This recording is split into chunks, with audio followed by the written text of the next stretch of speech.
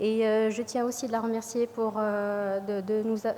d'avoir donné l'occasion à notre laboratoire de partager son expérience en matière de l'apport de la cytométrie en flux dans le diagnostic, le pronostic et le suivi des hémopathies malignes. Alors, comme on a vu ce matin à travers les pertinentes présentations, c'est devenu clair que la cytométrie en flux représente une étape essentielle dans le diagnostic et le suivi de la plupart des hémopathies malignes. Et au laboratoire d'hématologie de CHU Ibn Rushd de Casablanca, la cytométrie a été adoptée depuis janvier 2013 avec 2 aires de cytomètres. D'abord, l'analyse a été faite sur un cytomètre BD fax calibre avec 3 couleurs et un laser sur une période allant de 2013 à 2015.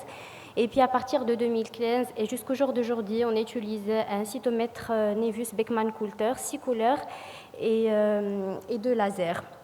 Donc sur la première période allant de 2013 à 2015, les applications de la cytométrie au sein de notre laboratoire étaient dirigées essentiellement pour le diagnostic des leucémies aiguës. Et vu la forte activité de l'autogreffe de cellules souches hématopoïétiques du service d'hématologie de CHU de l'hôpital 20 août de Casablanca, notre laboratoire a aussi assuré la quantification des cellules CD34 pour aligner avec la forte activité du service. Et ce n'est qu'à partir de 2015 que notre palette a été élargie aussi bien pour le diagnostic que le suivi de la plupart des hémopathies malignes, à savoir les leucémies aiguës myéloblastiques, les leucémies aiguës lymphoblastiques, les syndromes lymphoprolifératifs et l'hémoglobinurie paroxystique nocturne, dont le diagnostic est actuellement assuré seulement par la cytométrie en flux. Les analyses qui ont été faites provenaient de 2 grands services spécialisés en hématologie, qui sont le service d'hématologie oncologie pédiatrique de l'hôpital 20 août et le service de pédiatrie 3 de l'hôpital d'enfants Abdelrahim Harouchi, ainsi que le centre d'accueil et de prélèvement pour les malades externes ou bien référés des autres hôpitaux périphériques de Casablanca et les différents services de médecine et de chirurgie du centre hospitalier universitaire de Ibn Rushd.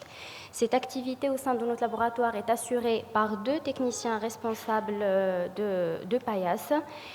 Et le matériel biologique reçu ce sont soit des ponctions médulaires faites sur des ponctions sternales chez l'adulte et ponctions iliaques postérieures chez l'enfant, ou sur du sang périphérique recueilli toujours sur un tube EDTA.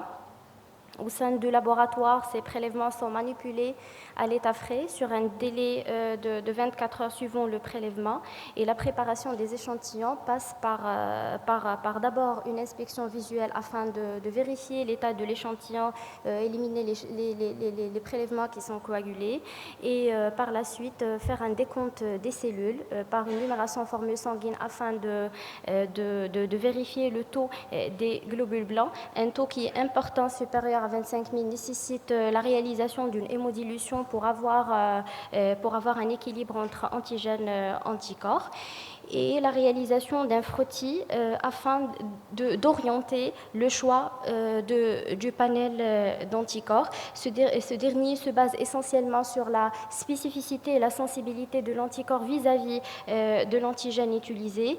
Et pour la caractérisation immunophénotypique, il y a 2 étapes successives. Un premier panel d'anticorps d'orientation qui a pour but d'orienter le diagnostic, d'identifier l'assignation à une lignée lymphoïde B, T ou myéloïde.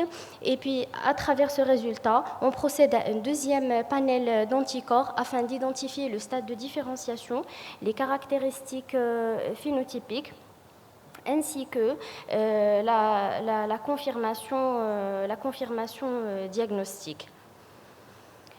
Sur la première période allant de 2013 à 2015 avec un cytomètre 3 couleurs, l'autre laboratoire a permis la réalisation de 108 cas, la réalisation de diagnostic de 108 cas de leucémie aiguë, répartis entre les leucémies aiguës myéloblastiques dans 52,4% des cas et les leucémies aiguës lymphoblastiques dans 47,6% des cas. L'étude immunophénotypique a permis aussi de classer les sous-types de leucémie aiguë et c'est ainsi que les sous-types leucémie aiguë avec maturation granuleuse, donc la LAM2 classification FAB et la LAM4 étaient majoritaires avec des pourcentages allant de 15% à 13% respectivement. Et en ce qui concerne la leucémie aiguë lymphoblastique, c'est le type B qui était majoritaire dans notre contexte avec 27% des cas. L'immunophénotypage a permis aussi d'identifier la fréquence des marqueurs aberrants dans les différents types de leucémie. Et c'est ainsi que le marqueur CD7, qui est un marqueur lymphoïde, était fréquent avec 7% dans les leucémies aiguës type 2. Et en ce qui concerne les marqueurs myéloïdes aberrants, c'est surtout les marqueurs CD13 et CD33 qui étaient le plus exprimés dans les leucémies aiguës lymphoblastiques de type B. La cytométrie a permis aussi de détecter l'absence d'expression de marqueurs présents normalement à un stade de maturation, comme le HLA-DR qui était absent dans 7% des leucémies aiguës à différenciation minime, les LAM0 et la LAM1. Et jusqu'au 31 août 2022, notre laboratoire a réalisé l'analyse de 2605 demandes d'immunophénotypage et a confirmé le diagnostic de 2534 hémopathies malignes. Les prélèvements étaient majoritairement représentés par les prélèvements médulaires dans 62,7% des cas, suivis sur prélèvement du sang périphérique dans 36,5% des cas. Et en seconde lieu, c'est plutôt les liquides d'épanchement, à savoir le LCR, et les liquides d'épanchement pleuraux. Et sur cette période, les hémopathies les plus représentées étaient les leucémies aiguës dans 73% des cas, à savoir les leucémies aiguës myéloblastiques dans 41,5% des cas, suivies des leucémies aiguës lymphoblastiques dans 31% des cas. Et puis en deuxième position viennent les syndromes, les hémopathies lymphoïdes à cellules B matures dans 25% des cas. Et en troisième position, les hémopathies lymphoïdes à cellules T matures dans 1,5% des cas. Et il y avait une faible fréquence des syndromes myélodysplasiques et myéloprolifératifs avec 0,5% des cas. Cela témoigne que la cytométrie reste limitée dans le diagnostic de ces types d'hémopathie, mais toutefois, il a tout son importance pour quantifier les cellules blastiques quand on suspecte surtout la transformation de ces pathologies. Pour le diagnostic immunophénotypique des leucémies aiguës au sein de notre laboratoire, on a un premier panel d'orientation qui se base essentiellement sur la détection du CD34 comme étant un marqueur d'immaturité, avec le CD45 comme étant un marqueur qui est panleucocytaire, mais qui a la particularité d'être faiblement exprimé au niveau de la population blastique, et puis les autres marqueurs d'assignation à une lignée, qui sont le CD19 pour la lignée B, le CD3 pour la lignée T et la MPO pour la lignée M. Et puis en fonction de ce panel primaire, on est orienté plus ou moins vers un panel qui est plus élargi, en se basant sur le score des Gilles, et un score qui est de 2 points permet de confirmer l'assignation à une lignée. Le système de gating des cellules blastiques s'effectue selon l'histogramme CD45 SSC side scatter, qui reste le plus précis pour l'identification de cette population. Et dans notre contexte, les sous-types de leucémie aiguë myéloblastique les plus représentés sont la leucémie, la LAM2 avec 29,6% et la LAM4 avec 23,4%. Les marqueurs aberrants les plus exprimés, c'est des marqueurs lymphoïdes au niveau des blastes d'origine myéloïde. C'est l'expression des marqueurs de la lignée myéloïde était majoritairement exprimée par le CD13 et le CD33, avec une expression qui est non négligée des marqueurs d'immaturité qui sont le CD34 et le HLA-DR. En ce qui concerne les aberrations phénotypiques, parmi toutes les leucémies aiguës myéloblastiques diagnostiquées, 20% ont présenté des aberrations phénotypiques. Il s'agissait le plus souvent des leucémies sans maturation granuleuse, les leucémies avec maturation granuleuse ainsi que les leucémies aiguës myélomonocytaires avec des pourcentages de 5,1%, 4,8% et 4,1% respectivement. Et pour les marqueurs aberrants les plus exprimés, c'était le marqueur lymphoïde CD7 dans 49% des cas. C'est un marqueur lymphoïde qui est associé à un mauvais pronostic d'après les études de la littérature. En ce qui concerne les leucémies aiguës lymphoblastiques, 67% étaient des leucémies aiguës lymphoblastiques de type B et 33% étaient des leucémies aiguës lymphoblastiques de type T. Pour les marqueurs de lignée les plus fréquemment rencontrés dans la leucémie aiguë lymphoblastique B, c'est le CD19 et le CD22 de surface. Et ainsi que les marqueurs d'immaturité d'HLA-DR, le CD34, avec une portion non négligeable de l'expression de CD10 dans 61,1% des cas. C'est un marqueur qui est associé à un bon pronostic selon les études. Pour les leucémies aiguës lymphoblastiques de type T, les marqueurs de lignée étaient représentés essentiellement par le CD3 cytoplasmique et le CD7, dont 81,5% des cas et 73,9% des cas. Et pour les marqueurs aberrants dans la leucémie aiguë lymphoblastique, 14% ont présenté ces marqueurs avec une répartition égale entre les deux types de LAL, que ce soit B ou que ce soit T. Et les marqueurs myéloïdes les plus représentés, c'était le CD13 et le CD33, représentés par 40% et 46% respectivement. Donc, en se référant à la littérature, on constate qu'en général, notre profil est concordant avec les études de la littérature. En matière de la fréquence des leucémies aiguës myéloblastiques et lymphoblastiques, on est proche des autres séries tunisiennes et françaises qui trouvent aussi que la fréquence des leucémies aiguës myéloblastiques. Et notre profil reste un peu discordant avec les séries asiatiques qui retrouvent plutôt la fréquence des leucémies aiguës lymphoblastiques par rapport aux leucémies aiguës myéloblastiques, et ceci peut être dû à des variations géographiques.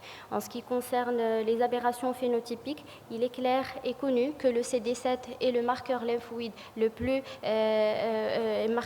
aberrant le plus représenté au niveau des leucémies aiguës myéloblastiques, avec des pourcentages allant de 33 à 40%. Et pour les marqueurs myéloïdes aberrants, les plus représentés, que ce soit dans notre série ou bien dans les séries décrites dans la littérature, c'est plutôt le CD13 et le CD33. Bien sûr, ces marqueurs aberrants, ils vont être à la base de la quantification de la maladie résiduelle. En ce qui concerne les syndromes lymphoprolifératifs, alors donc la technique d'immunophénotypage reste superposable à celle de la leucémie, des leucémies aiguës, avec un panel d'orientation qui se base sur le screening de 3 principaux marqueurs qui sont le CD3 pour les syndromes lymphoprolifératifs T, le CD19 pour les syndromes lymphoprolifératifs B et le CD56 pour les syndromes lymphoprolifératifs NK. Et puis donc en général, à partir de ce panel d'orientation, on est orienté afin d'élargir notre panel d'anticorps. Et sur les hémopathies lymphoïdes à cellules B matures, qui représentaient 25% de toutes les hémopathies diagnostiquées au sein de notre laboratoire, la leucémie lymphoïde chronique était la plus représentée avec 51% des cas, suivi du lymphome de la zone marginale et le lymphome du manteau qui vient en 3e position. Mais dans 7% des cas, le diagnostic n'a pas été précis par l'immunophénotypage, donc le résultat a été rendu soit soit c'est un syndrome lymphoprolifératif B, CD5 positif ou CD5 négatif. Et ici, il y a tout l'intérêt de l'étude histologique avec immunohistochimie. En ce qui concerne les hémopathies lymphoïdes à cellules T matures et NK, qui représentaient 1,5% de toutes les hémopathies malignes diagnostiquées au sein de notre laboratoire, en première position, c'est le syndrome de Césaride dans 35% des cas et les leucémies à grands lymphocytes granuleux. Mais en aucun moment on peut confirmer ce profil car ces pathologies leur diagnostic est complexe et il y a toujours le recours vers l'étude histologique pour la confirmation diagnostique de ce type de pathologie. Mais qu'en est-il de la maladie résiduelle minimale actuellement dite mesurable dans notre laboratoire? Il est clair que la maladie résiduelle a eu toute l'importance à travers les différentes études qui ont prouvé qu'il s'agit d'un facteur prédictif de rechute et que sa positivité a été associée avec des rechutes précoces dans différentes hémopathies malignes. Sa détection par la cytométrie en flux garde des avantages comme la disponibilité de la cytométrie en flux, la rapidité des résultats, mais les inconvénients sont représentés essentiellement par, premièrement, c'est l'interprétation. Elle exige une certaine expertise. Et deuxièmement, la sensibilité dépend du panel utilisé. Mais avec un panel selon les recommandations de l'OLN-EMRD, on arrive à détecter la maladie résiduelle chez plus de 90% des patients avec des sensibilités allant de 10 à la puissance moins 4, 10 à la puissance moins 5, selon les cytomètres utilisés et la richesse des prélèvements.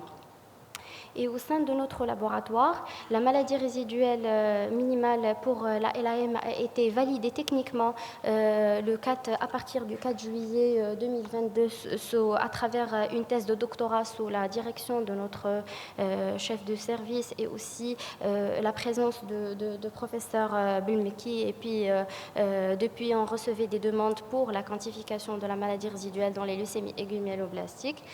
Pour la maladie résiduelle dans le leucémie aiguë lymphoblastique, c'est toujours en cours de validation. Et en ce qui concerne le myélome multiple, la leucémie lymphoïde chronique, puisque ce sont deux pathologies qui restent incurables, il y a le sujet de maladie résiduelle et son intérêt dans ces deux types d'hémopathie reste un grand sujet de débat, mais les études ont montré que c'est un facteur prédictif et sa positivité a été corrélée avec des rechutes précoces. Cependant, l'activité de la cytométrie au sein de notre laboratoire est sujette à certaines limites qu'on aimerait bien souligner, comme les prélèvements pauvres ou hémodilués, qui restent vraiment un véritable facteur limitant de cette activité. Ça retarde le diagnostic et par la suite, ça retarde aussi la prise en charge des malades. Dans notre contexte, c'est le manque de personnel. On n'a que deux techniciens de PAIAS responsables. Et pour assurer et l'activité de diagnostic de routine et la quantification de la maladie résiduelle, ce n'est pas du tout évident, surtout lorsqu'on utilise un même cytomètre pour la réalisation des deux activités. Et les perspectives de notre laboratoire, c'est d'acquérir un cytomètre 10 couleurs afin d'assurer une bonne prise en charge des patients à travers la bonne quantification et l'évaluation de la maladie résiduelle minimale dite actuellement mesurable. Et je vous remercie pour votre attention.